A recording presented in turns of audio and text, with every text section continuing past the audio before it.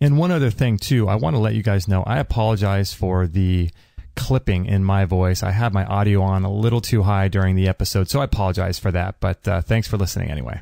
You know us ladies. Thank you. And feel free to go if you have to go anytime. Thank you. Fine. Awesome. Yeah, so I think we're good to go. I would say raise your hand and ask permission, but you know, it's I'm no rule that's follower. what I would do in school. No, you can't go to the bathroom. That's the old me. Really, I need to. That was me until about 10 years ago. I know, right? Can I go, please? I'm reading this health book from 1910, and I'm reading it on the boat, and I'm flipping through the pages. Inside is this little, and I'll show it to you guys. Yeah, oh, yeah. What book is it? Is Edgar Casey? Know Your Body and Its Defenses. Oh, okay. And it was a little sample questions from 1910 from 5th grade, 6th grade, and 7th grade. Wow. And the health questions were amazing. Really? It was like, describe your heart in diagram or words and what it does. Wow. Name 2 foods that are grown close to your house and how you would prepare them in the kitchen. Wow. I mean, stuff that This kids is for today. school kids. That would be 5th grade. 5th grade school kids in 1910. 6th grades are a little bit different. 7th grade was name 2 insects that are harmful to farmers in your neighborhood. Name 2 insects that are helpful to farmers in your neighborhood. And these were on their tests? They were on their tests. Sure. Wow. Practical. Brilliant. That's awesome. I mean, That's so different than... I know. I'm laughing. Now it's, can I go to the bathroom? Yeah. Right. Yeah. Will you allow me to have a bodily function that we all have? I was thinking about the chickens. We have chickens behind our house. I'm like, that'd be my first food. And then there's oranges growing in our neighborhood. Oh, Orange that's right. chicken, done. That's right. Oranges, my chickens, answer. we're done. Well, this is before they knew how to take blood pressure. Oh, So okay. the biggest thing was checking heart rate. Oh, okay. And so you would see them. That's so just, crazy. Everything is really neat. What's the author of his name? Oh, I don't know. Some old guy. Yeah, I read a book by the guy named Arnold Ehret. Do you know about that guy? No. He wrote the mucusless diet healing system. That was pretty interesting. He's a fascinating guy. He was in the early 1900s, and he would do all these experiments on himself. He would eat certain diets. He would cut himself, and then he would log the healing time. He'd change his diet, recut himself, and doing all these experiments. Yeah, Arnold Ehret. Crazy guy, but interesting. Cool. Yeah. Edgar Casey's a trip too. Yeah, Edgar Casey. Was he 18s or was he 19? When did he live? Early 19s. Those guys were intense. Like they had the whole spiritual, physical. I've got another book at when that started to separate. Because it's always been spiritual, mental, physical. It's called Vitalism. Oh, and yeah. Vitalism was totally different than the heroic medicine of, trusting the chemical beyond your body to fight your body's defenses. The other thing was to go with it. And they said if you went to a homeopath, you die of the disease before the cure. If you went to a medical doctor, you die of the cure before the disease. Oh. Interesting. So vitalism, when was that mostly a thing? Forever. Okay, up and through like the mid 1800s. That's when the German physicians came in and taught us a whole bunch about anatomy and physiology. Oh. And they broke the body down into not like one body. They broke it down into pulmonary, musculoskeletal, digestive, all the stuff that they knew with the rudimentary tools they had. And then you had cellular physiology in the early 1900s. And, so it was a separate individual. There wasn't one entity. Interesting. Okay, All these where before there was a whole bunch. And this one talks about how anatomy and physiology has changed, how Galen in 30 AD wrote down a whole bunch of stuff, and that was law and taught in schools until 1600. Then 1600 they came out with some microscopes, and that changed their view of the world. And then that came out. Wow. Okay, for again. And I'm reading this, and this is from 1910, and I just read an article from Medscape that says, let's not be so arrogant in our attitude today, because 100 years from now, what will doctors be thinking about chemotherapy? Yeah. 100 years from now, what will they be thinking about our therapy? Radiation and... Yeah, and I'm looking at heroin and cough syrup for children. There's heroin and cough syrup? It's a very common practice. I'm surprised you didn't know that. Do you understand heroin? I should have been up on the research. It's non-addictive. Non-addictive. It's a natural substance. It's been used for thousands of years. Okay, good. Okay, and it makes the kids feel better. I'm glad. 1900. I should start just taking it, I think. That might be something good to think about. 1906. Okay. And so this was on where I got this. Well, I saw that. Was this that post that you saw in New Orleans? Yeah. Yeah. Did you see that, No, I kid? didn't see And then that was mentioned in this Medscape article. No from way. Like 3-4 weeks ago. Wow. And I'm going, holy shit. And they're saying that, you can't be drugging symptoms. Yeah. And it just, Wow. so you look at the overall big picture and what the fads are. Today, the fads are, drugging symptoms. I had a nosebleed. Remember that? Like a week ago? I'd never had a nosebleed in my life. And it was the kind of thing where I'm like, what do? You put pressure, you put your head back. And I called my mom and she said, my brother was in town and he goes, yeah, you don't want to put your head back anymore. I guess there's new rules or whatever. So I'm like, okay, so I'm doing that. And he goes, yeah, if you were to go to the ER anyway, you know what they do for you? I go, no. He goes, they put this little thing up that's basically, I forget if he said heroin or cocaine. It's some derivative of one. And I go, what? And he goes, yeah, that's what they do to stop the nosebleed. I'm like, I had no idea. Wow. I'm like, they're still using that. I mean, that seems crazy. I mean, I don't know. I guess it works. But I'm like, but we don't know what we're taking. Even if you go in for a simple nosebleed, I'm like, I don't know what they're going to do to me. It's so simple. Novocaine is cocaine. That makes sense. The drops they put in the eye, those are all cocaine because they're vasoconstrictors, so it's not going to bleed a whole bunch and pain reliever. Interesting. Oh. Yeah. It's hard to I had no idea. Yeah.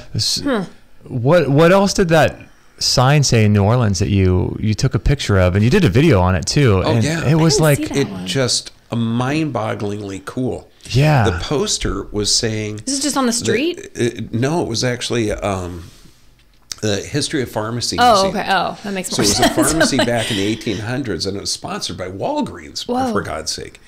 And they had this poster up there from 1905 saying, look, these chemical companies are luring our young men and women into purchasing their product through false advertising. And they're getting addicted to the pain relievers. They're getting addicted to the laudanum. They're getting addicted for this because they're taking these substances for symptoms, and that's not how the body works. Wow. And you go into the pharmacy and they've got rose hips and they've got herbs and tinctures. It's like a real apothecary. A real apothecary. Yeah. I would send patients to this Like place. now, modern day? No. No, I thought you were back talking about in the 1800s. Oh, okay. Yeah. Like, wow, where is this? I know. I'll go. I know, because you could see that homeopaths would go to the pharmacy, naturopaths, I mean, all of these natural practitioners, because they would use remedies from grandma, from all these different That's so times. cool. That's so cool. And when in the industrialization of the pharmacology, that's when everything got messed up. You know what's crazy to me is it's so weird how they don't have any real studies showing like the interactions between a lot of these chemicals. Like, some people, if someone's on, I don't know what the exponential mathematical equation is, but if someone's on like 6 different medications, I don't know how many different variances of drug interactions, if each drug has 6 chemicals in it, and then I don't know what that permutates out to, but it's incredible. What they do is they do exponential. Okay, and the way there was actually a study on that.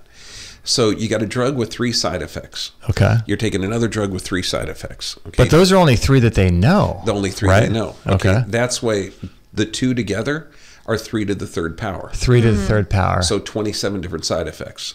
Yeah. Wow. If you're That's taking one amazing. blood pressure medication, your risk of stroke increases 30%. Across the board. Across the board for anybody? Across the board. Anybody. Anybody. So if you're on 3 blood pressure medications, you have a greater risk of stroke than if your high blood pressure was totally uncontrolled. Isn't that crazy? It's mind-boggling. It's 'Cause so- people don't know. Yeah. It's so crazy. But can you talk to them? Because You're not supposed to ask a question you don't want to know the answer. Okay, so you think I can set him straight? We got problems. She's been trying for years. It's not working. Let's say you're making these products and you want to sell them to different market groups. Okay? Yeah. And then you get somebody that's going to take two of your products together and they're asking you these questions. You don't want that. What happens if we fix these? You don't want to know that. No. Dude, these are the side effects. Read it. Ask your doctor if it's right for you. Try this one. I love that. That's probably a patented term. Ask your doctor if this is right for you. It's got to be a patented term. I don't know. If not, let's patent it. Yeah, we should. It's really fucking stupid. Isn't that crazy? It's really sad because in your research, did you find out what the average amount of or how many medications the average American's on? It's 60 years old and over is 12 prescriptions average. 60 years old, And 12 over prescriptions. Yeah. So 12. What is that? 12. So that's 144,000. No, 100. How many different drug interactions would that be? Buddy, I couldn't even calculate. 12 to the 12th power? No, because we're only guessing. I'm just coming up with 3 as a number because I can multiply it in my head pretty easy. Yeah. Dang. You know, but when you look at it, it's infinite. Nobody knows. That's so crazy. 12 medications. Because I mean, there's going to be cardiovascular effects on all the opiates. There's going to be neurologic effects on everything. Mm-hmm. Everything's going to have some kind of effect on the bloodstream. Do you know how many new meds come out each year? Hundreds. Do they roll them out like a New Year plan kind of thing? Because their patent systems run out. Okay, like they just lost the patent on Lipitor. Or the cholesterol, and that was the first $10 billion a year drug. Lipitor was. I mean, just ka-ching. Wow. And they when that patent ran out, then the studies came out that they had suppressed that said, well, yeah, Lipitor was good, but, it depletes your body of coenzyme Q10. It increases your risk of heart attack. It increases hardening of the arteries. It does a lot of negatives, okay? But now we have this new statin. Something better. Something new and improved. Brand new. It's like Vioxx. It's gentler and safer on your stomach. How long are these patents usually? Are they a set standard amount of time they run for? It's set standard. Yeah. And then they're like 10 years or something, and then they run out. Yeah, 7 to 10 years. So what is it? That's it. Then they change it. Then you get the generic version. Oh. Yeah, so it's still out there. That's still out. Okay. So you get the generic version. They don't make the actual version anymore. They either change it or they still make it. It's just now other companies can make that. Okay. So you could drive the Cadillac or you could drive the Chevy, which is the exact same thing. Okay. They retire them a little like a Beanie Baby. Yeah, like a Beanie Baby. Time for the new one. It's a little more damage than a Beanie Baby. Yeah. Wow. Wow, that's intense. So every year, I mean, we're going to talk about the new year, but speaking of the new year, it's like, wow. So every new year, there's so many more infinite possibilities of new drugs. New drugs. Thousands. People need to be aware. Otherwise, you get sold. And it's all the same advertising. The latest, the greatest. That's why, I mean, you hear about these people doing chemotherapy. Yeah. And what every patient that I've had that's gone through this, and I'm talking 20 years, I'm seeing 1,000 people. Yeah. Wow. No, it's the lowest dose, and it's new and experimental. It's the latest. It's every time same verbiage, totally different drugs, and they're. I heard that that's not even true. I think the patients say that, but I think it's. There hasn't been any new chemotherapy. Have there been since the 70s? Isn't that the latest sort of? But what could you do to change it? Just take the same kind of toxin and add a methyl group on it or something and just try it. I keep hearing the word cleanup chemo. Have you heard that? Oh, no. Cleanup. I haven't heard that. What is that? Yeah, I had a friend who has colon cancer, and they removed his colon, and then they've done cleanup chemo. It's basically like, you look okay, but just to make sure, we're going to do. And that's like a term I've been hearing thrown around. You haven't heard that one yet? Cleanup chemo. Yeah. Wow. And somehow I think it makes the patient feel better because they're like, it's just cleanup. It's like a small, like you said, a small dose, but it's just to make sure you go in there and just nothing's growing, Gosh, the language is so interesting, isn't it? And it makes them feel, I could tell his eyes were like, but it's okay. It's cleanup, Cleanup chemo. Yikes. Wow. I think the people who name these medications and the people who name paint chips, they're brilliant. I think they're the same people. There's some creative names. Yeah. What do they call it? Michael, you're good at that. It's copyright. Copyright. Oh, right. Oh, Yeah. Yeah, so people are making bank. Aren't they? How do you spell relief? ROLAIDS. Yeah. And that hasn't been on for 30 years. But we know it still. Yeah, Yeah. we know. It's just like ingrained. I wonder how many people have gone from I think it was the mid 90s, wasn't it, or late 90s, 98, 99, when they began to be able to start advertising on TV. I think it was around that time. Yeah. So I wonder what percentage, like you said, the average American over the age of 60 right now is on 12 medications. I wonder what it was, in 1989. I wonder if it was a lot less. I'm sure, because they wouldn't have started advertising, without the knowledge that it was going to be really, really helpful for their business. So it had to be way less people or way less medications, So maybe they weren't on 12, maybe they're on 4. 12 is a stinking lot. That is a lot. That is a lot of pills. I take maybe 12 supplements at best. And that seems like a lot. That seems like I'm like tired of taking a pill. That's all good, helpful stuff. But imagine that, all those chemicals. That feels so sad for people, And they don't need it 100% of the time. 100% of the time. That people are taking multiple prescriptions, and I'm having a conversation with them because legally I can't tell them to stop taking the drug. Yeah. Okay, but ethically and morally I can't tell them to keep taking it. Okay, so I say, look, I know you're taking 15 prescriptions. I said, let's say you and me are left alone on a desert island. All we got is fresh fruit, fresh vegetables, fresh water, fresh air, fresh no water. access to pharmaceuticals. Would your health improve or decline? 100% say improve. 100%. Wow. 100%. And I've only had one, and this girl was completely psychotic. And she said, well, I would not feel good, but it would probably improve. Oh, wow. And it was just like, how sad. I said, probably. Okay, I'd get better, but it would hurt. It would hurt getting over this. And so I said, I know. And we're going to get you through this. It's going to be okay. Yes. What's the most amount of medications you've seen someone be on? 32. Whoa. 32 prescriptions. How was this person, old or young, or what was their? She was actually pretty good looking, like early mid 60s. Wow. Little Filipino gal. 32. And her daughter and son-in-law brought her in, and she lives half the time in the Philippines, half the time here. And I said, hon, this is really dangerous. You're taking 5 of these that have this effect and 5 of these that have this effect. And she said, well, they're all prescriptions. And I said, yeah, but, you're going to start to lose certain control. And, the daughter's there, yeah, Mom, your memory. And I said, memory, balance, okay, function, balance, bladder control. She says, yeah, that's why I'm taking this one. And, all of these functions are going to get negative. Okay, we got to really start to get juicing and blending and change her lifestyle. She crashes her car right next to the office, okay, into a light pole in the middle of the day. No other car around. Oh. And they say, ma'am, you're under the influence. She says, no, not. They're all prescriptions.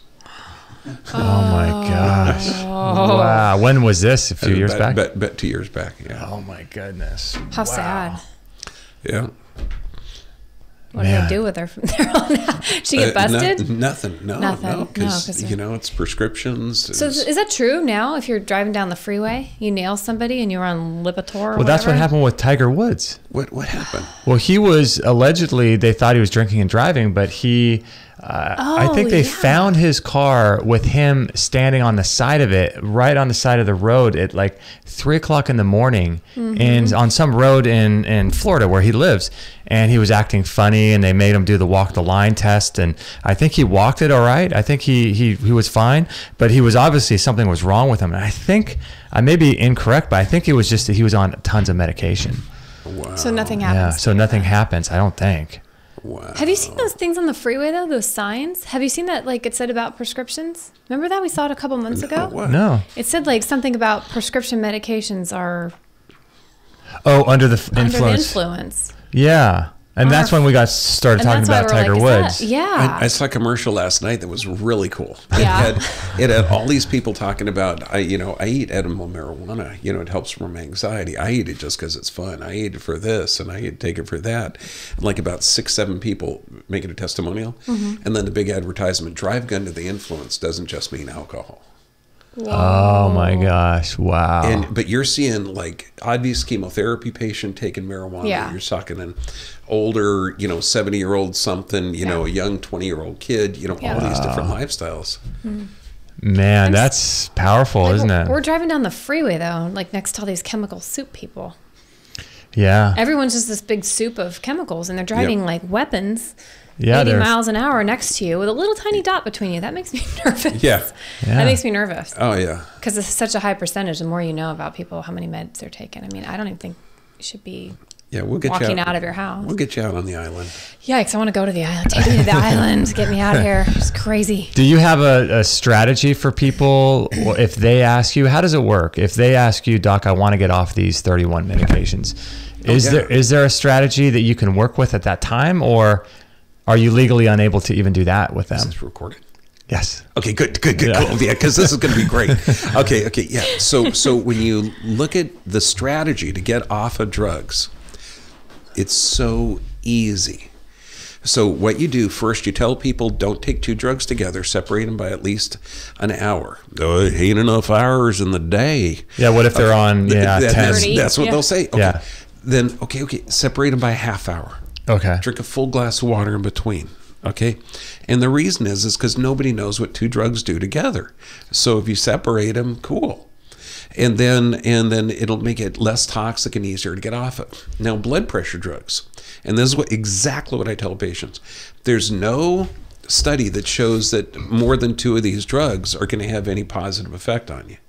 Tons of studies that show multiple pharmaceuticals are going to be damaging to you. So by separating, let's just take blood pressure for one, okay? What I want you to do is sit down, put your arm level with your heart, deep breathe diaphragmatically for 10 minutes before you take it. Then take it, then you call up the doctor that gave you the drugs, okay? And, he doesn't know that your body is responding to stress. He hasn't a clue at that. He's just following a book, and you're not a specific person. You're just a number in the book. Right. So he's just telling you that your blood pressure should be this number. Now, what blood pressure number are you going for? Typically, they'll say 120/80. And I'll walk them through, and I'll say, well, that was Joint National Committee in 1994. It was Joint National Committee 6. They came up with 120/80 was normal. Then they changed that in 2004 to 115/75. Then that changed that in 2014 to 150/95. So wait, it went from 120 to 115 to 150. It's a huge jump. Well, you got to figure. Because you got to figure, where's the money? Where's the most money in these numbers, you got to, it's like that one guy, Bill Maher, was saying, there's no money in dead, there's no money in healthy. It's where you're in the middle, alive, sweet kind spot. of. It's like, you got to find all the profit You're there. almost dead, like on Princess Bride. Yeah. He's almost dead. And totally dead, you could just go through his pockets. Change.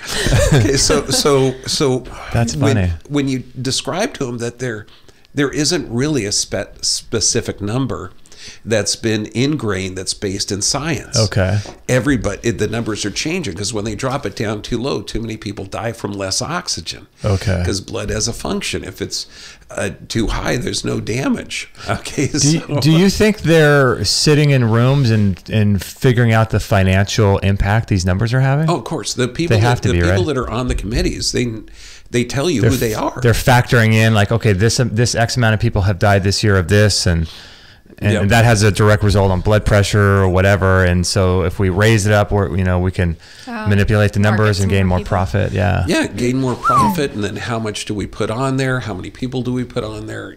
That's conspiracy theory kind of stuff. No, that's Joint National Committee.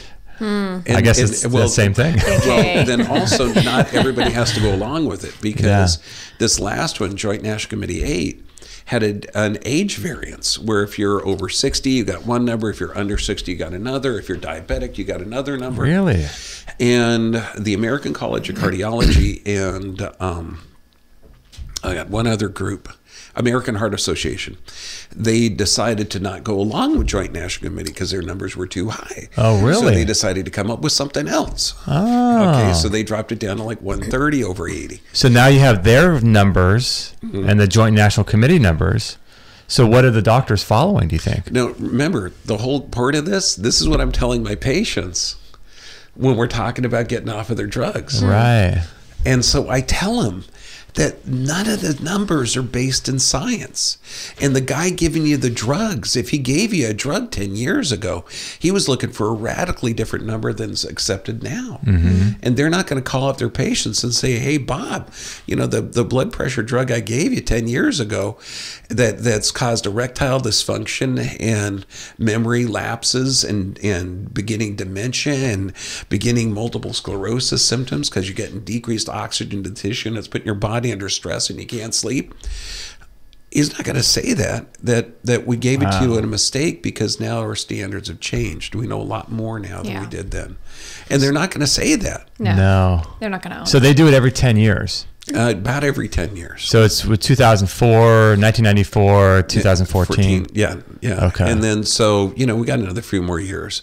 But, people are going to wake up and say, well, why should everybody have the same blood pressure? Right. That doesn't make any sense whatsoever. It doesn't make any sense. And I think people are waking up. That's the coolest thing about the internet and the YouTube and the talks you give on YouTube and just what's available for people. It's really encouraging. And then you tell them to take the number. And I say, so call the doctor that gave you the drugs, okay, and tell him you've made some lifestyle changes.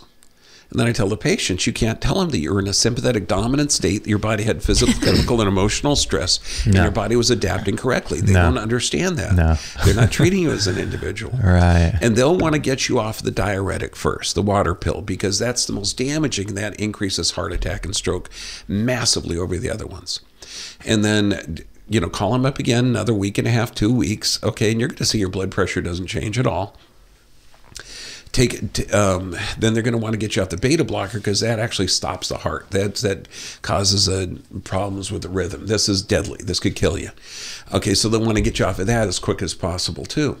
And then another couple of weeks go by because there's no science to put you on it. There's no science to take you off of it. Yeah. And then in reality, what's going to happen, you're going to get pissed off because you're going to see your blood pressure doesn't change at all. Okay. And that it might go up the first day or so, but after that, it's all stabilizing, that you probably didn't need them in the first place whatsoever. Yeah. Now, the cholesterol drugs, I'm just going to give you information on. There's no damage if you stop those immediately, okay?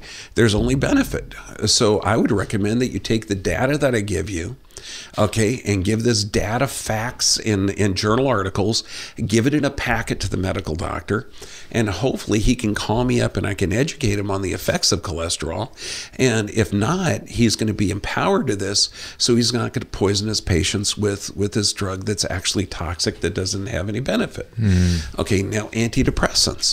What we got to do, we got to work on the sleep patterns. We got to get the nutrients to the brain. We got to get your walking 20 minutes a day. We change the sleep patterns, your neurolinguistic programming, all of that stuff. Bam, that changes emotions, which are chemicals secreted by how the brain perceives the environment, that radically alters what their body is producing in the physiologic states. We it's get a them new off human. New human. Or then, we'll send them off to do the DeMartini breakthrough process or emotional freedom technique or all the different techniques, the neurolinguistic programming. There's so many great tools these days. So many tools. But people don't know that you can change the wiring of your brain without any belief system. And that's going to radically alter the chemicals your brain secretes, so you can adapt to the environment. But here's the rub for people for the majority of people, though, they're playing devil's advocate. They're going to say, I'm sure you have heard this 1,000 times, I don't have time to do EFT. I don't have time to do the tapping solution or anything like that.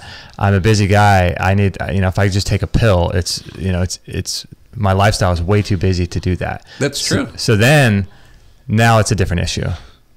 Completely. So now you got to look at other factors and how these people are going to respond. What's cool is, and this is the neatest thing ever, what's the side, ultimately you want a full and complete life. Okay, if you take the antidepressants, the side effect is suicide, suicidal thoughts, and suicidality. If you take the blood pressure drugs, your increased risk of stroke 30% every time you take one drug.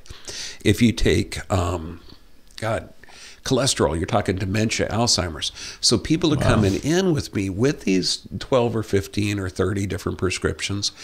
What's the most common thing? Poor sleep patterns, pooping, every other day, mental brain fog, erectile dysfunction. they're miserable.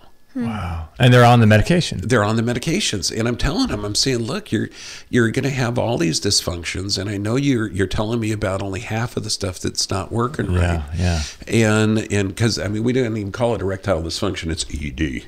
Yeah. You know, we can't even say that as a name of which we do not speak. I know. I grew up with, this is the nether region here.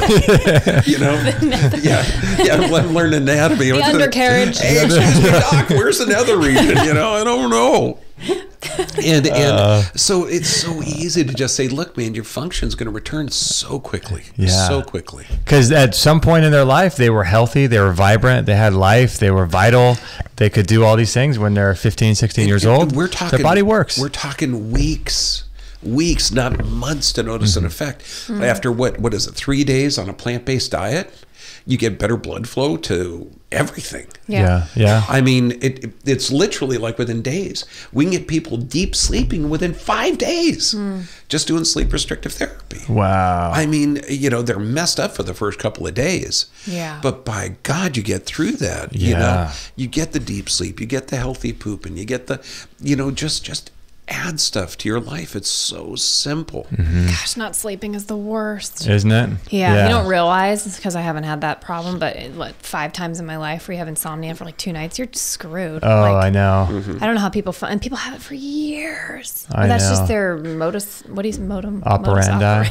Yeah. It's like that's how they function. They don't know that there can be sleep. I mean, that just And they do it all the time. how? That's sad. How? And that's how are the people weird thing. functioning? When you look at somebody to qualify for a depressive or these different diagnostics, like in the DSM, what is it, 4 or 6 or whatever the heck is out now, the Diagnostic and Statistics Manual, they're just making this stuff up. Because they don't know. They don't. Well, there isn't anything. I mean, how do I categorize you as obsessive compulsive, or as depressed, or as anxiety, or as bipolar disorder?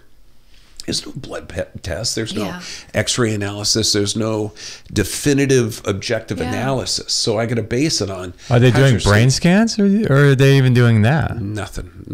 It's just So they're basing behavior. off questions. How are you sleeping? How are you sleeping? Okay. Yeah. Oh, you're sleeping poor? Well, that's one of the signs of depression.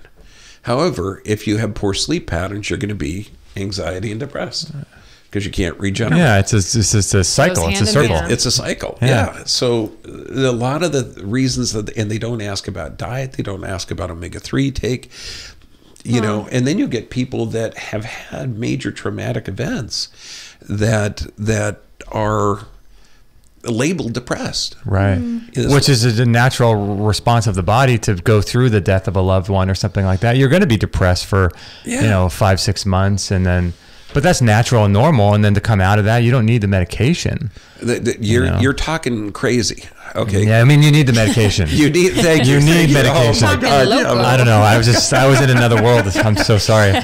You were thinking that people have a multitude of emotional experiences throughout the day. For some reason, I just thought that. Your life. I mean, we shouldn't all be happy, sad, the same. All if you're the same. Too much or too little. But that's so strange, though, isn't it? That they have this sort of standard of care for everything, and everyone has to be the same. And like you're saying earlier, I mean, for everyone to have the same blood pressure, it's just weird, Like, well, let's just odd. Forget about the educational process that it's funded by the pharmaceutical industry. Forget that. Okay. Forget about all the research that has no independence.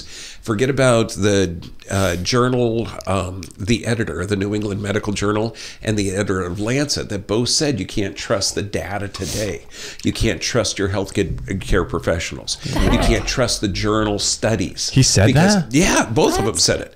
Okay, and this is two separate. They're not working in cahoots. Wow. They're saying, look, man, you can't trust the data or anything else, that it's all funded. Small sample sizes. I mean, they come up with actual hard data. Okay, so we got to forget that too.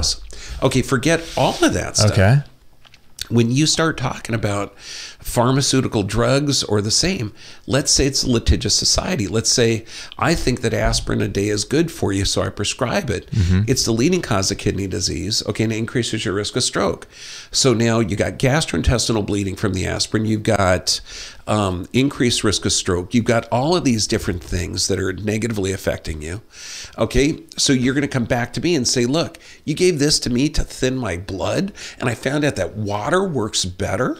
I'm going to sue your ass. Right. Can't sue me. It's in the Indicus Medicus, okay? I prescribed it for your condition appropriately. You can't do anything to me. Wow. So blood pressure drugs, same thing. You can't do anything to me. Cholesterol drugs can't do anything to me.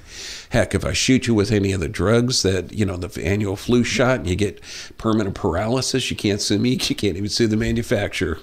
Wow. Yeah. Got a little twinkle in your eye. I got a license to kill. Well, I'm just thinking of that, like no personal responsibility. I'm just doing it right out of a book. Yeah. You know, I feel like a Wild West, Yeah. you know, gunslinger. It's like, what are you going to do to me? Can't arrest me. Oh, you know, man. because it's the standards of care. You're But now right. here's the rub, because it's so profitable for the biggest industry in the world that you can't stop it. You can't. Once you it's can't change going, it. right? Like let's say that you're an independent doctor. Let's say you don't want to follow this stupid book. That you're going to say, look, this guy that's 50 pounds overweight, okay, that has a high stress lifestyle, his blood pressure is going to be high, and I'm not going to give him a drug to force it down low. What I'm going to do, I'm going to tell this guy. I said, look, your body's under stress, and your body can run well under stress for a long time, but eventually that stress is going to start eating away at your body's ability to reproduce itself. So you right now under that stress, you're reproducing a sick, unhealthy, disease, body. Right. Okay. Now I'm going to show you how to get it better. What you got to do, you got to eat right. You got to sleep right. We got to get your nervous system checked right. All of the factors that are involved in health. That doctor could get sued. The doctor going up to that guy saying, look, man, you need the aspirin, you need the cholesterol, you need the erectile dysfunction drug, you need the blood pressure drug, you need the sleep drug, you need the antidepressant drug. Okay, this will make you all happy. Okay? That's the standards of care. The drug doctor cannot get sued. The other doctor talking about healthy lifestyle choices can get sued. Is it true they have sort of informants, like what's the word? Operatives that go in as fake patients to doctors so that they can either sue other doctors or figure out what their level of care is if they're prescribing enough medication. Oh, yeah. There's that if going they on, have right? secret shoppers at Nordstrom. Yeah, right. I bet you anything it's that they're kind of gonna thing. have. There's so much money and Yeah. sending people in to Oh, yeah. spy.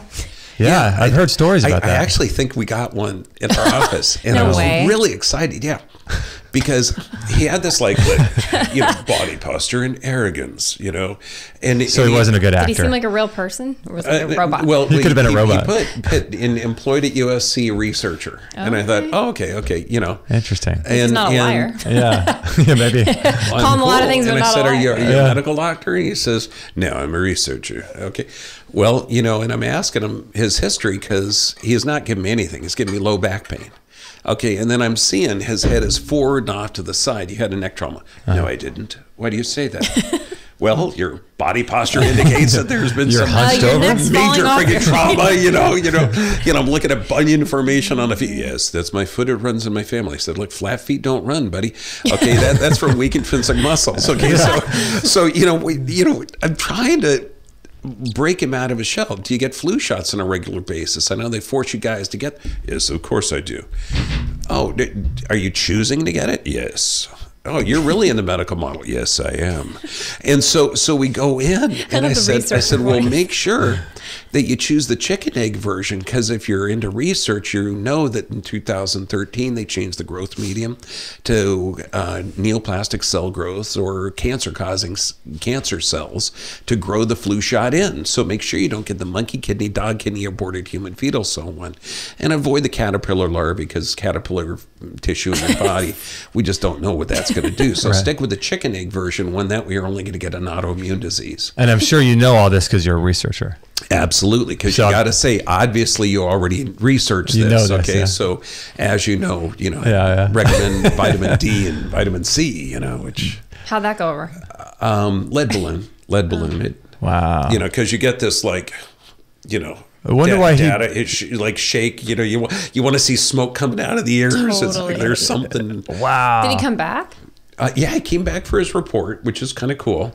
And his spine is messed up, but we could fix it. And I described how, because our data is like, it's perfect. It's such a clear, objective analysis that if you're into research, look, we're checking the dynamic motion of the vertebrae in weight-bearing aspects, not laying down on a plate, okay, Right. with an MRI, and saying, yeah, we can do this. And then what's our gauge? Okay, if he's looking for pain relief, I said, I don't even want you as a patient. Yeah. If you're looking to change the structure, I got to tell you, 30 adjustments from now, we're going to do a post X-ray, and we're going to take care of the reverse curve. We're going to take care of the discs. We're going to take care of all of this stuff. And I'm going to have an objective analysis where you can go up to your colleagues and say, look, this is our potential. We got a guy with a compressed disc here. This is, mine. And here I am 30 adjustments later. Maybe we should implement this crazy guy's stuff. And he's talking about non-steroidal anti-inflammatories not being effective, that it actually destroys joint cartilage. So I'm hoping Maybe, he would come back and be inspired to, causing inflammation, a mechanical distortion of the spine, force loading in there, regenerating discs. I mean, all the stuff that, we've got tens of thousands of patients that show this. That's amazing. It's Simple lifestyle changes and treatments. And yeah, so he came back for one, examined everything, and then his adjustment reports. I haven't been back yet, but It's a little more intense than secret shoppers at the mall. I'd feel a little more responsible if I were you. That's true. That is, A little more to care like about that. though. that's People funny. are sneaky though. Yeah, some people are. I think Some I'd be a people good are. secret shopper. I think it'd be fun. I would Wouldn't it? love to invite That'd be people fun. that are in the drug realm, to just bring him in and say, hey, guys, Just be a fly on the wall. check it out. Yeah. Talk to the patients. And that's what I told him. I said, talk to people here because you're going to hear conditions from all around the world. And it's all an adaptive physiologic response, as you know. Yeah. Obviously, Yeah, it's really cool because you're motivating people also to make the lifestyle changes that are going to lock things in place. And those are, it's really hard for people to get the motivation to do that. They have to change their life. They have to figure out, okay, I got to get up a little bit earlier. I got to make some Wait a breakfast. second. And How long has this idea been going on? for people to want to feel good. No, I'm talking. How long have doctors or people in the health world saying, "Hey, look, disease isn't really an entity, but if you really were to approach life, and you can quote me on this one, how about let food be your medicine and medicine be your food?" I've never heard that. Okay. Who would say that? That's deep. Okay. See, that's like Who 300 would BC. say- Okay. Yeah. So then you go back to the Ayurvedic. If diet is poor, medicine is of no good. If diet is good, medicine is of no need. So this has been going on for thousands and thousands of years. And Hippocrates knew, man, he's working with some amazingly powerful plant chemicals that can kill. So by God, man, first do no harm. Yeah. Just don't screw up the patient. Right. Okay, and this he's telling his doctors. Yeah. The body's a good design. Feed it right. Let it do its natural physiologic processes, and it's going to get better. It's so cool to know that people are out there making changes, like it's really, really cool to see because it's heartbreaking to see the opposite, when you see people going down that path and they go down the path and they, keep taking their drugs and they keep sitting all day long and they keep living an unhealthy lifestyle, and you see one side, but then you see the other side where people, what's cool is like, it's cool to see people that have taken care of their health their whole life, and that's great. But it's cool to see people that have had a health issue or health challenge, and then they go, okay, I need to change some things. I need to turn things around. I need to start living a healthy life and the changes people can make. Like that guy we had on our show, Joe Cross. Do you know about that guy? Yeah, he's cool. Yeah, the Australian guy, what was it, Fat, Sick, and Nearly Dead, I think? Sick and Nearly Dead. And look at his life now. He's inspiring millions of people, and he's living the life himself. And he's a normal guy. And the Fat, Sick, and Nearly Dead, too. I watched it I didn't see the second one. Ago. Oh, yeah. I haven't seen it. It's cool because, he lost a ton of weight, but then got back into his lifestyle, had relationship challenges, and has this graph of his weight going up to like 240, down to 190, wow. Up and down and up and down and up and down. Yeah, I didn't see the second one. Based on stress level and everything else. And they interviewed that big, heavy set trucker, and he gained most of his weight back. Oh, yeah. And he's talking about it's just day to day. Yeah. I mean, it's just going at it, making the little lifestyle changes, and you make a huge difference. And I like him because he's a regular guy. He's not. I only eat bananas every day, and that's it. I'm raw vegan. Just go with my lifestyle. I work out at the gym 14 hours a day. Right. Really, try that with a couple of kids and a job. And, it's not easy. Good luck with that. Yeah. He was the nicest guy too. When we had him on, he had just flown in from somewhere in Europe, I think somewhere really, really far in Europe, and he'd gotten off like a 9-hour flight, landed in LA, and did the show with us right away. Wow, and it was cool. just such a cool guy. Yeah, really, really nice guy. Yeah. But yeah, it's amazing. I love stories like that where people are taking control of their own health and turning things around, and it's really cool to see. That 21-day challenge that you guys get. Yes. Oh my we got to talk about that. Oh my God, that is so cool. I'm going to do it. I'm doing it too. I'm going to do it. I'm doing it too. Yeah. We all came up with it. So for those that are don't know what we're talking about, it will be at extremehealthchallenge.com. So that's the website for it. Right now it's not up, but actually by the time this comes out, this will be January 1st. So it's a 21-day challenge, and you're going to be recording videos for it, and we're all going to be going through it together, and it's free to go through. And then at the end of the challenge, we're going to have a free webinar with yours truly, and we're going to go through and talk and answer questions, and it's going to be amazing. Cool. And there's prizes too. So the first prize is a Vitamix blender. Yep. Who doesn't? Sure. Yeah. I guess we are. I guess we're going there. Yeah, okay. Well, how do you do sign language? Can we talk about you being pregnant? I don't know. Yes, we can talk about it. Happy New Year to us. I love this. This is great. Yeah. So you and the baby will go through it. Me and the baby will go through the challenge. Yes. It's going to be awesome. I'm assuming I can do most or everything. Oh God, yeah. And all of the things that we're going to be doing are things that don't require, purchasing, a $50 this or $100 that. So anyone can do it. I think the only thing I love that. I think one of the things requires is like a juice to get a juice in one, for a day, but you can always go buy a juice. So that's an option too. Yeah, and there's also ways to do that too. Because I grew up like really, really poor. Okay, and then so what you do, you'd get a $29 blender from Target. Yeah. Grind the heck out of everything so that's breaking those fibers, and then put it in cheesecloth. I was going to say just squeeze it out. Yep. And you could just beat the heck out of it, and you'll get juice. Yeah. That's a great. We've done that too, just to make our juice go farther with that pulp. Yeah. We had a juicer for a while that sucked, and yeah. So we take the juice from the juicer and then do that as well. You don't want to waste stuff. But. Yeah. So this 21 days challenge the idea of it is to give people the disciplines to stick to something in a group setting, because that's the most important thing, is to do it in a group and have a community of people where you can follow along and win prizes. That's an awesome benefit. But the best benefit is going to be changing your health, changing your disciplines, and changing your life, your perspective, having more energy.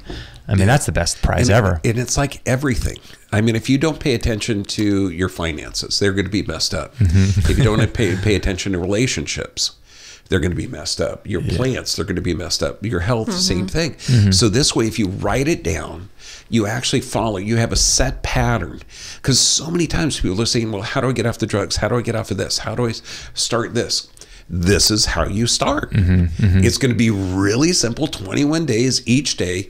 A bunch of people are going to be doing it. You can, there's a community and stuff that can check in. Yeah, well, there's going to be the page. So on extremehealthchallenge.com, people will go to that every single day. And when they sign up to the challenge, they'll get an email, and they'll get 21 days of emails every day that will lead them back to extremehealthchallenge.com, where you'll be giving instructions in a short little 1-2 minute video of what today's task is and what to do. And so that's going to be a really cool thing. Yeah. That's and exciting. I'm just really excited because I think it's going to help a lot of people. It's going to help turn the health around for a lot of people. I think it's just going to be awesome. Yeah. Super fun. From fetuses to old people. Yeah. No one's too old or too young to do the health challenge. I love it. So what are we winning? Vitamix? So the first prize is a Vitamix blender. So cool. Yeah. And second prize is a Berkey water filter. Dang. Which waters everything. You got to have clean water. Yep. And then the third prize is a 30-day supply of Organifi green juice powder. Dang, I love Oh that. my So God. people can have that. Yeah. Yep. Yeah. Makes health Those are a little really easy. good prizes. Yeah, they're good. I know. It's legit. Yeah. So we're excited. Not to mention you just get 21 days of encouragement to keep going. Because I feel like that New Year's thing is always how it starts. Your office probably floods, and then like the gyms. Gyms and stuff. Oh, yeah. And then people are kind of like, and it kind of wanes. But I feel like when there's a membership and a community holding you accountable and you're able to talk and you're able to challenge. I feel like you're bound to go farther, even if you don't continue that, zeal through the whole year, which I hope people do. I feel like though it sets a new pathway. And the cool thing The old is brain. too is that it so every day they people can share on Twitter or Instagram or things like that, so they gain more points. Yep. And so they increase their chances of winning the prizes by participating every day. So but ultimately what it comes down to, and this is one of the things we talked about or that we did recently inside the membership site, is the roadmap. And the first instance of it is your identity and who you are, because changing habits is important, but there needs to be an identity change and saying, I am not the type of person that does XYZ. So I'm not that kind of person. That I don't do that. And so changing your identity and learning about who your why is really important to changing your habits, because you won't change your habits if it doesn't become easy, if it's hard one day and you just don't have the time. But if you're the type of person that this is what you do and this is who you are, and changing your identity, and that's some of the things we talked about in the roadmap and the academy, which is really cool. I think it's so easy to identify with their disease too. I think people identify. I mean, you probably hear it daily at the office, or we hear it when people write in or call up or whatever. It's like they identify as an RA person. They identify as a stroke victim. It's like, who are you really though? What are you here for? Like you're here to get over that stuff so you can go live your purpose. But their aunt had it, their uncle had it. It's hereditary. Right. It's not part of my lifestyle. I'm so tired of hearing that. And I don't mean to be mean, but like it doesn't. If it runs in your family, who was it that guest? Maybe it was you, but somebody said like, just because it runs in your family doesn't mean you have to run with it. Flat feet don't run. It's stuff like that where you're like, you don't have to believe these lies. That researcher that he also had a kidney issue, and he says, yeah, it's hereditary. That's why I'm taking that medication. And I says, well, can you name it? A couple of members of your family that don't have it? Yeah. Well, yeah. Mm-hmm. They do exist. Okay, let's talk about disease and disease expression, genetic expression. Right. But identifying who you are, it's like driving down the road. You see a Carl's Jr. and a McDonald's, but in your lifestyle, you're thinking, well, it's a pretty building, but they don't have any food. I'm really hungry. Humans don't eat that. Humans wouldn't eat that. I wouldn't give it to my dog. And my dog I'm a would human. Get sick. Yeah. Right. And so because that's who you are. You just choose certain things that's going to go in your body, because your body is going to become that.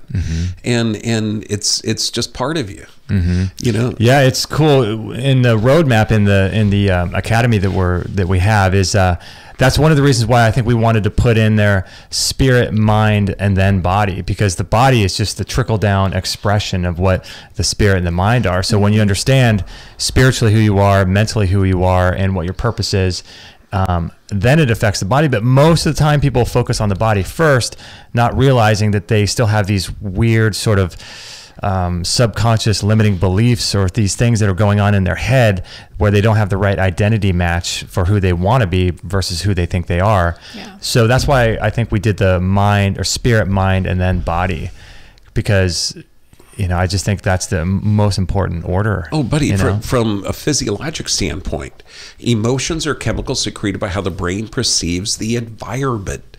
So if you're perceiving the environment has anxiety, stress, or that I've got to give this up, or I've got to do this, I've got to lose this, your brain is going to be secreting these stress chemicals, adrenaline, cortisol. Cortisol puts weight in the belly, seat, and thighs. Mm-hmm. So if you don't take care of that mental and emotional aspect first, what are you going to do with the physical? You're going to be anxiety, depressed. You're going to be short-lived. You're going to work out at the gym a little bit, and you're starting depressed. You're going to finish depressed, and you're not going to keep it up. So changing the mindset first, you're talking a little bit out there. I mean, this is almost like vitalism. It's like I apologize for that. Mind, body, and spirit together. I mean, I didn't mean to. No, but you know what this is? Forgive me. Think if we have like a time portal. Okay, and we came from the future, and we're talking about, no, look, way back in 2017, they were talking about like mind, body being connected. And now we know in hospitals, I mean, 300 years from now, they're going to be saying, well, you've got this mental, emotional state that's having a physical presentation. Yeah. So let's give you joy. Yeah. Okay, part of our hospital procedures here are going to make you watch Bugs Bunny and Roadrunner cartoons for a half hour a day. Yeah, laugh. Yeah. We're going to have a puppy come in and play in your tummy for a little bit. Yeah. And all the things that makes life worth living. Yeah. And then the nurse is going to bring in some fresh juices and everything. Of course, you're going to get your butt out of bed because we want you to walk barefoot in the grass. In the sun. No, you'll get bacteria. You don't want to do that. You don't want. No. That's what they used to think back in the 2017. In 2018. Way back in 2017. Back when we were so archaic in our thinking. Yeah, no, we're rubbing bacteria. We have bacteria sheets. They're called Normaflora sheets. Okay, you put them on and they're great. Yeah. It's so interesting to talk about all this, but then it's always interesting to see it. Like my niece, Christmas Eve? Yeah, Christmas. Had her appendix rupture. She's 5. This is in August. She had her intestines collapse. So she had a blockage and they fell on each other, needed surgery. Well, just 4 months later, they think it's a reoccurrence of that. It turns out it's her appendix. It ruptures. She gets surgery. So we go to the hospital on Christmas Eve, I guess. Eve, yeah. And, she's in recovery and stuff. And she's at this, children's thing. And we go up there and, they're bringing in her first food. She goes, I don't want chicken broth. They go, okay, then here, eat this popsicle. They give her a grape and cherry popsicle and some neon colored Jell-O. And we're like, it happens, but when it's your own little 5-year-old niece, you're like, I can't believe. And that was her first food. She didn't get the rotavirus shot, did she? I don't know. Because that causes bowel intussusception, and that could have been the primary cause. Probably. Yeah, tell them no. That's the shots. MMR, isn't it? No. This is the one for to stop diarrhea. What's it called? The rotavirus. The rotavirus. Yeah, I've heard of that. I didn't know. So that causes what? Yeah, diarrhea. Well, it killed like the first 280 some kids that they tried it on. Okay, well at least it wasn't 300. Then they reformulated it, because diarrhea kills a bunch of kids. Yeah. And you might be thinking, well, isn't that from toxic water, infrastructure, poor sanitation? Right. And you'd be right, but there's one virus that's a big cause, and so you inject it in, and oh Lord. It's supposed to stop diarrhea, but it does cause bowel problems. Good Lord. Wow. And it's like the appendixes were never rupturing before they started to chlorinate the water. No way. And then appendixes were like going through the roof. I mean, Isn't it's that like crazy. interesting? So the appendix wouldn't be messed up unless she had antibiotics or that rotavirus shot or, unfiltered water or something. Oh, the antibiotics for sure. And what was even weirder, again, we talk about this with people all day long, but it's so weird to see it in your own family. It is, yeah. But before they even knew it ruptured, thank God, my brother-in-law was like, they already had her on antibiotics. So, they already started the IV at the ER. So we were so thankful because, had it, it ended up rupturing, and thank God we had the antibiotic already going. Otherwise it could have been way worse. And I'm thinking, who in their right mind gives an antibiotic first without even knowing what it is or what's happening? Every day. All the time. What else are you going to do? Yeah. We don't know yet, but we'll just start something just in case. And I'm thinking, oh my gosh, it's just, It baffles you. So yeah, Christmas was interesting, but it just makes you go again, like, okay, guys, New Year, let's get some more people our health educated. Right. Let's get some. Let's not end up like that. No, it's not. And the last thing you want to do is be in a hospital. I mean, and seeing little people in the hospital on Christmas because of unfortunate It's less than great to see a little 5-year-old in the hospital. It's horrible. As long as she has a grapesicle and some neon jello. I couldn't believe, and I even made a joke, and nobody even picked up. I got it. You did. I go, yeah. oh wow, what is that new flavor of Jello? It's like neon, and I pick it up, and it's glowing. It was like this, like it looked like the inside of a glow stick. And I looked at you, and I winked, and we got else. it, but no one else. And everybody else is like, get your spoon. It was a little shady. Yeah, I was blown away when I saw the because I don't know the state of schools with cafeterias or hospitals with food. Ugh. I mean, it's like, you just don't know. I forgot. And there was a really cool documentary. I think it was like Food Inc. or something like that, where they're talking about. I mean, this is such an opportunity to teach our kids how to cook food or where food comes from or all this other stuff, and it's such an opportunity for hospitals. Oh my God, nutrients are really important, but they don't teach doctors the importance of it. So why should the hospital administrators know? Sure. Why put forth the effort? Oh yeah. How can they be so ignorant? We were just baffled. And I thought even that little thing of chicken broth that she didn't want anything to do with came warm in a plastic and styrofoam container. Yeah, and did you see there's a microwave in there too? And I saw the microwave. Yeah, so it's being microwave plastic, and it just killed me. Yeah, it was horrible. It's really challenging because one of the things you learn, I mean, you know this, and so many people know this that listen to the show, is that we talk about lots of things on this show, and we live them too. But it's challenging that we have to let other people live out their sort of journey, and we're always here, and I let them know that we're here, we can help, and we have ideas, but to let them, if they want to seek us out, because I'm not going to be trying to help someone who doesn't want any help. So it's this weird balance. It's really like we're not on a crusade to change people that want to be changed. You have to want it. You don't want to preach to the you want to preach to the choir. Yeah, you want to preach to the. So it's challenging. That's the biggest challenge because you can lead a horse to water. You can't make him drink. If you're presenting ideas to people that don't have that mindset, you got to ask permission first. You've done some good Facebook videos on that recently. Yeah. I think no. I think let's force the horse to drink. I said let's drag these people. No. Forget informed consent. Yeah. Okay. Yeah. You gotta consent to this procedure. Okay, here's the benefits of it. Okay, you're gonna have a longer life, less disease, better relationships. Your life is gonna be fuller. You're gonna be attracting more wealth and abundance in your life. We're gonna tell you the whole thing. Okay, if you don't do this, you're going to die miserable like the average freaking person that's drugged out. Okay? Yeah. Okay, that would be informed consent. Okay, now what do you want to do? Okay. Give them a real option. Yeah. I mean, I've got a couple of medical doctors that they're saying, look, I can't get people to go along with this lifestyle choice. So I put them on the metformin or the glucophage. I remember you talking about that, yeah. And it's like, tell them the truth. My God, you've got this entire world that's going to be your oyster. Yeah. It's like I came down with a cold about a week and a half ago.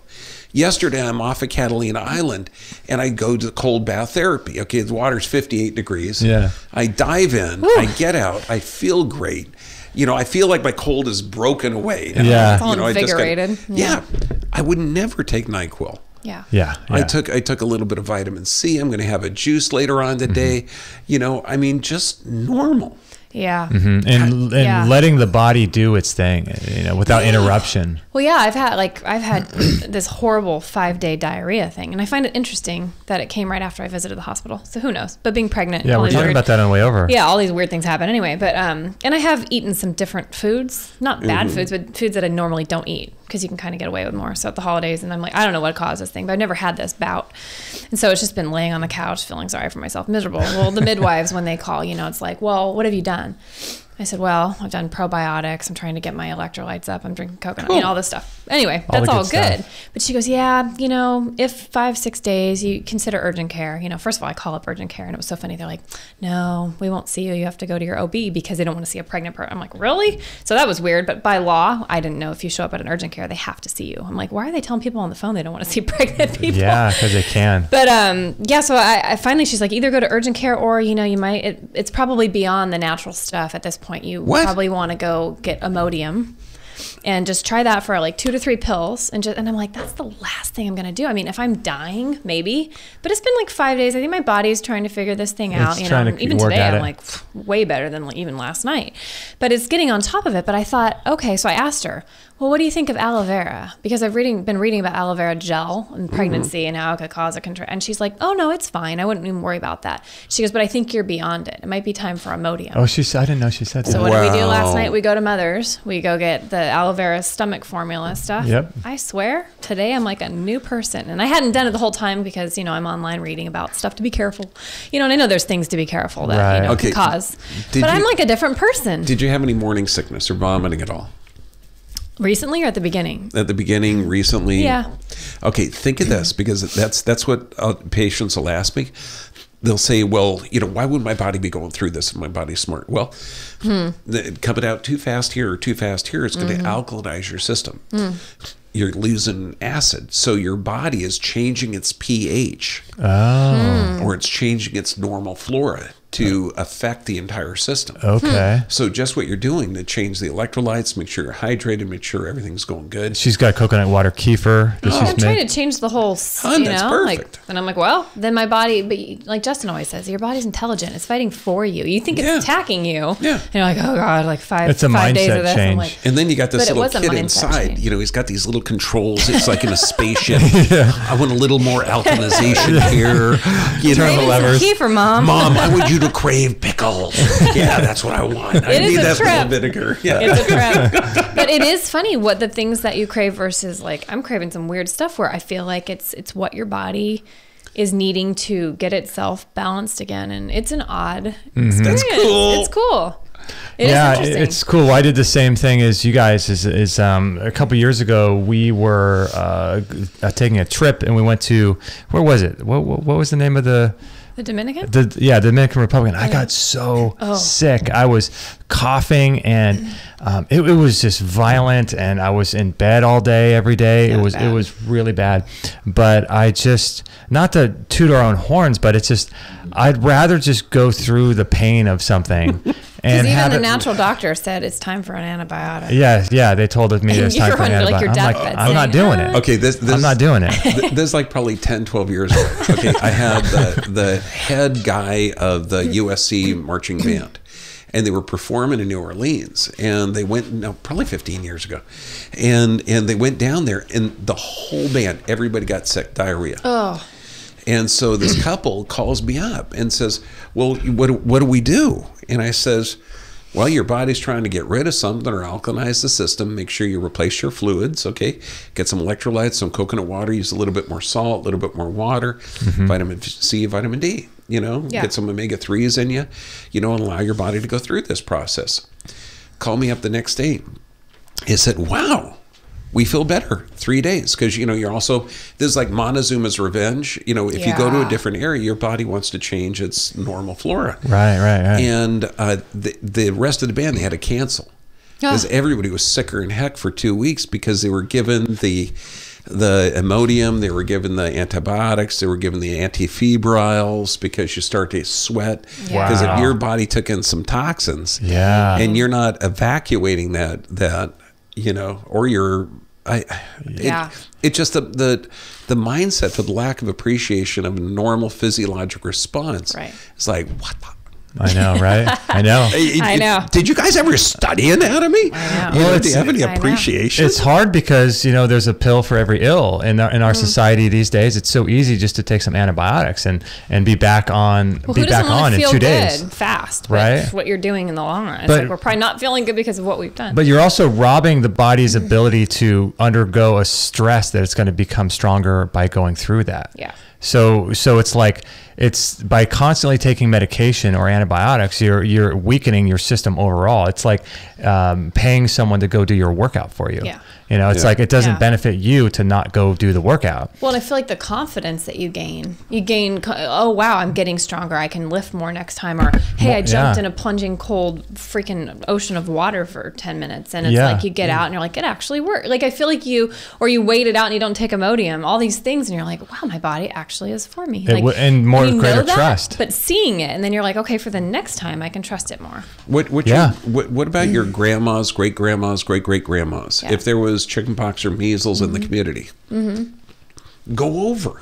Let's catch it now. Expose everybody to it. Okay. Yeah. Let's catch it right now. And go through it as a group. Party, the chickenpox parties. Yeah. Totally. I mean, I think I'm like the last era that was like common. Yeah. And it was just like. We had those as kids. Yeah, we did. Thank God. Yeah. But I don't hear about it much anymore. Yeah, because it does. It strengthens your body.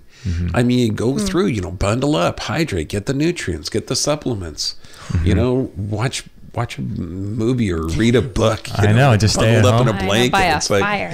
Drink your bone broth and take your probiotics. And I mean, that's the thing. It's like we want to empower people to understand it, to trust, because it does take, it's one thing to trust the body, but it's also another thing to have that experiential trust and to say, you know what, I'm going to go through, I'll be sick for 4 weeks. If I know I can overcome the sickness in 3 days by taking an antibiotic, but I'll be sick for 3 weeks just so that I could have that experiential trust in my body. And you're stronger because of it. There's a doctor who was on our show, I forget what kind of doctor he was, microscopist or something like that, but he was saying the human body was supposed to have over 1,000 different strains of bacteria in the gut. Over 1,000 different strains and hundreds of billions, obviously, of different individual bacteria, but 1,000 different strains. And he said the humans now are, I think, below 300 different strains. And so that changes your ability to adapt to food, adapt to environments. You got all the food allergies, the sicknesses these days. So by missing 70% of your immune system, it's a big deal. So when you take those antibiotics, it's who knows if those strains are going to come back unless you really work hard to get them back. Wow. So it's an important thing to try to allow your body to go through something without taking the antibiotics. It's a really big deal. I mean, that's 70%. That's crazy. Because that's how we adapt to the environment. Right. But I mean, chlorine kills bacteria. Okay, we've got all these cleaning products that are wiping it out. Yeah, it's challenging. So hug a person that's got a cold. Maybe we can get, more. Oh, no, you got to get more hand sanitizer. What's wrong with you? Grocery cart, Purell, everything. Oh, I've seen those. I saw those. Those creep me out even touching those. Oh, yeah. They're fully, they get all foamy on you and you're like, whoa. Like, does anyone have bacteria? Oh, my gosh. Oh, man. Well, I think I told you, and I know we're wrapping up, but I had a client doing hair many years ago, and her son was so obsessed with that hand sanitizer. Oh, yeah. He actually got I wouldn't call it a disease, a condition from it, where it took off all the couple layers of his skin. Really? He actually was almost hospitalized. It became this big deal, and you looked at it, and it was worse than, it was like the worst case of eczema you've ever seen. Because he would constantly put it on? It was the hand sanitizer, obsessed. There's a cool thing that you can do for people that are freaked out, because we'll get some people in there, they'll go, oh my gosh, you don't have any hand sanitizer? And I said, yeah, here, some essential oils. Thieves, and I'll say, put it on there, and they'll say, really, this works? And I'll say, yeah, and it won't screw up the normal flora in your hand, because you got a bacteria system on there that's really good. And it smells good, They used it in the 1300s to protect from the Black Plague, so it's going to help you now. That stuff is amazing. If it can protect from the Black Plague. I love the little hint of sarcasm. It's just work. We use that at the speech therapy office, though, because all the little kids are playing with all the toys and everyone's afraid of the hand, foot, and mouth thing. So our owner goes out there with the thieves. Thank God. She's spraying stuff down. She's wiping down toys and books, and I think it's awesome. But you have the kids that come in and they go straight to the front desk and they're getting the hand sanitizer. We also have that right there. The kids that go straight in. And then, of course, you have the poor kids that are on the spectrum and they're wanting to eat it. And you're like, oh, guys. Then imagine if it's doing that to your hands. I can't tell you how many times I had to take away the giant bottle because they want to eat it. And you're like, oh, guys. Oh, no. This is bad. No. Yeah. That is definitely not good. Goal for the new year: stop eating hand sanitizer. 21-day challenge. That's it, man. Weaning you off. Support group. And that's the thing. I mean, to start the new year off right, okay, you've got to have goals. Okay, not not for just achieving the goals, but to have it, it's like a plan. It's like a map. And once you get the mindset, you change your mind, because there's no unrealistic goals. The challenge with people setting goals and stuff for the New Year's is that, what if you don't achieve them? How many times have you written something down? Okay. And this would be like a cool project. I think I might bring it up at our talk on Tuesday. Cool. Right on. Is imagine, write down at least, 5 or 10 things that you want to accomplish this year. It could be, traveling to Catalina with me. Right. Okay. It could be like doing something fun, losing weight, getting in shape, committing to the gym, helping, doing some charity work, whatever. But imagine adopting those. A puppy. Then get a letter and write it to yourself a year from advance, but write it with joy. Like if I was writing to me, oh man, John, I'm so proud of you. You've scheduled time for the gym. You made it every, at least one day a week. You're scheduling time for yourself. You're delegating more. I'm so proud of you. And write down everything. The social goals, the family goals, the fitness goals, the health goals, and just sign it with I love you. This is John from a year in the future. Okay, that's really cool. And then put your name and address on that. Fold it up. Okay, and put a stamp on it, and don't mail it till December of next year. And then see what you've committed to. See what your vision was. Okay, and because you write it down, you commit it. You're programming that subconscious. You're getting that idea in there, and so anything. And I guarantee you're going to achieve half, if not all, of the goals. Yeah, minimum half, and make them grandiose. I've got all my bills paid off. I've got a new car. I've got out of debt, or I've helped my grandma. I've helped my mother financially. I've helped my kids. Anything. I've written my first book. Written something. Right. Anything. So you would write it in a very loving way to yourself. And so I'm so proud of you. It's amazing that you did X, Y, Z, that kind of thing. Exactly. In like right now. Okay. So you're not writing down a goal like, I'm so happy that you're making efforts towards. No. Okay. It's congratulations. You've put on that 20 pounds, so now you look like a Greek god, or you've lost a 20 pounds, so you look like the Greek god. Okay. Whatever. Okay. Yeah. So you do it in present tense. That it's already, because you're writing a year in advance, a year down the road, and you're looking back over that year. So you could do business, personal, financial, relationships. You can do health, all of that, right? Think of like that's a good idea. Creative goals. A wheel that, and this is one of the things that we use on a lot of our talks. It has spokes on the wheel, and each spoke is going to be like financial success, personal success, business success, social success. Okay. Social success. I am like way freaking low. Me too. So like if you were going to like have a wheel with all the spokes being the same length, if you had one of them that was not the same length, okay, that's not going to roll through life well. Yeah. Okay. Yeah. So you need all the spokes, ideally the same length. And so this way you would go into, setting that's a good idea. A mindset for every aspect of your life of success. Yeah. Like me, I hate going to parties. Okay. God, you've been Likewise. so social this year. You're getting out there. You? Okay, getting out there would be on the boat with a couple of my good friends and a book. I mean, for me, that's out there. I'm being really social now. And then financial, physiologically. I mean, every aspect. Family, relationships, health, all of it. Yeah. Like one of the things I was really deficient in about 4 or 5 years ago was vacations. Oh yeah. And so then I scheduled work as a vacation. Taking time off. Yeah, and so I don't know if you understood that was kind of psychotic. Right. But it's a step in the right direction. It's a step in the right direction. So, I do these cruises where, but if you love what you're doing, then it's hard to separate them, right? No, so sometimes you got to combine them. Thank you for supporting my psychosis. My name is John Bergman, and I am I'm a workaholic. Work a lot. Support group. But it's so much fun. So pick up the different aspects of life and pick at least 5 to 7 of them. Okay. Financial, social, family, health, vacations, Relationships. recreation, relationships. So you want to take a couple things in each of those categories? We'll rate how good you're doing now. Okay. If we're rating really good, it'd be a long spoke. If you're, you got a good solid relationship, really long. You get a horrible relationship, really short. So financially, what's your potential? Are you doing really good, or you're not doing really good? Socially, really good or not really good? So rate yourself, and then look at that as a pattern to write the letter to yourself. Okay. And then if you're low on the social aspect, man, you've hosted so many social events, you're really getting out there, you're promoting a lot of your stuff, you're just hanging out, meeting new friends and new people and new experiences.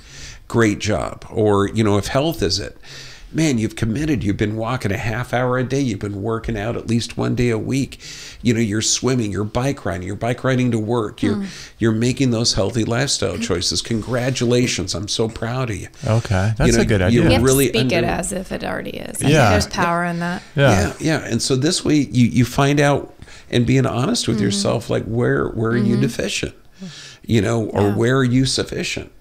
I've actually done that with an actual wheel. You make a pie chart.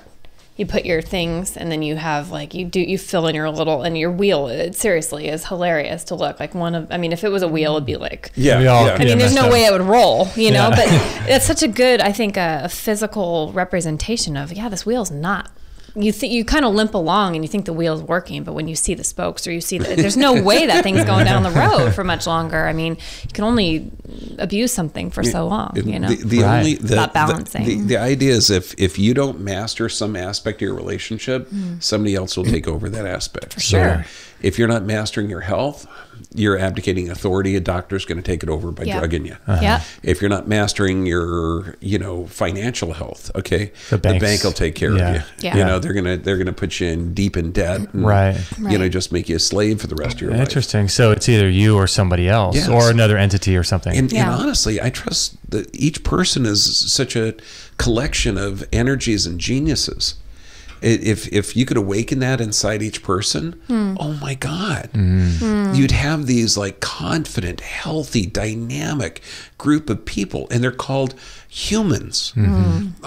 Something we haven't seen in a while, and we use it as an excuse. Oh shit, it is only human. Or oh my God, do you know that's an sentient being? They're self-healing, self-regulating. They've been designed to live in this world. They're more energy than matter. Energy can't be created or destroyed. Every time they walk by a mirror, they look in it and they smile, and they look at each person because they could see that light and joy inside of each one. Damn, that's where we want to be. What a world! Preach it. No, that is. That's where we're going. Yes, that's definitely where we're going. Where it starts. I read the coolest quote, if you want me to end on it. Please. Or get close to ending. But please. It's the coolest. I just thought when you said about writing down your dreams, I think sometimes we get on our goals, we get afraid to dream big because you're like, oh yeah, what if I don't? What if I don't? But I thought it was cool. I was reading this part of a book I read daily, and it said the Marquis of Salisbury was criticized for his colonial policies, and to that he replied, "Gentlemen, get larger maps." Nice. That is so cool. I read that this week and I thought, isn't that the truth though? If you don't have, get a new map, get a bigger map, if you think you've run out and you have oh, I don't have any hobbies, or oh, I can't do, it's then get a bigger map. That's what else can you say? That's Dream big, cool. Guys, go bigger, get a bigger map. Wow. That's I like it. I like it. I know, it gave me chills. I know. All right. So extremehealthchallenge.com will be the place for people to go to be to register and sign up for the 21-day challenge. And then those people that are part of that challenge get access to a free webinar that we're going to do on the 21st. And so you don't want to miss that either, because there's going to be some really cool things coming out at the end of that. We'll announce the winners of the challenge. We'll pick a winner, 3 winners. So that'll be really cool. And the goal is to do a challenge a month, I think, is that's what we're going to do, right? Cool. Yeah, so we'll do, maybe they won't be 21 days, maybe they'll be 14 days or 7 days, but there'll be a challenge every single month. So cool. So all year long. So this is going to be cool. This is going to be really cool. Larger maps. Larger Maps. Extreme Health Academy? Extreme Health Academy. That launches? Yeah, so if people might be watching this in the future, check out Extreme Health Academy, and that's where we're putting together content that's going to be help saving lives and transforming lives, and it's an amazing place. It's an amazing place. Cool. It already is. Yeah, there's a yoga course in there now too. Oh yeah. One of our listeners is a yogini. And she created a whole like 15 series video course on yoga. It's amazing. Cool. Yeah, it's good stuff. Oh God, I like that. Yeah. And follow Dr. John Bergman on Facebook because you do some cool videos. Yeah, you do. Your videos are really cool. And I love the fact that you're streaming too on Facebook. That's fun. Your Tuesday Talks. Yeah. Yeah. We got some good ones. We got a new format where it's going to be shorter. Oh, really? Okay. And there's going to be more questions and interactions. And I've noticed too on the feed, people can hear the questions now. I think that's something that Mike's been doing, right? Yeah, that's because I can hear the questions, which is great. You're really good at explaining what the questions are, but some of the questions get a little long. Yeah. I can understand that. Have your limits. Yeah. Right. All right. So your website is drjohnbergman.com, drjohnbergman.com, right? Yep. Okay. And it's Extreme Health Challenge and extremehealthacademy.com. All right. Fun. Happy New Year. Happy New Year. Thanks for joining us.